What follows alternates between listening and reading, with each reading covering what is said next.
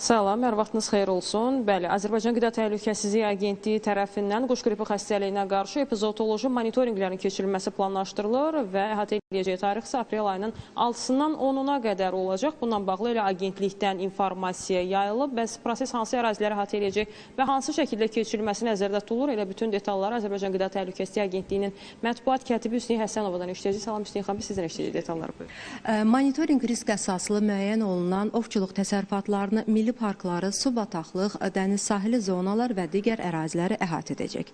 Vəhşi quşlara ümumi baxış keçiriləcək. Vəhşi quşlardan və bəzi sənaye əsaslı müxtəlif həcmli quşçuluq müəssisələrində, o cümlədən müxtəlif rayonlarda ailə təsərrüfatlarında saxlanılan ev quşlarından diaqnostik nümunələr götürüləcək.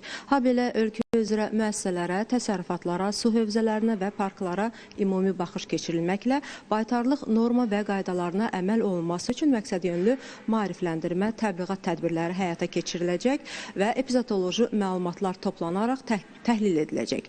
Monitorinqlər zamanı götürülmüş nümunələr Qida Təhlükəsizliyi İnstitutunun Mərkəzi Baytarlıq Laboratoriyasında müvafiq müayinələrə cəlb ediləcək.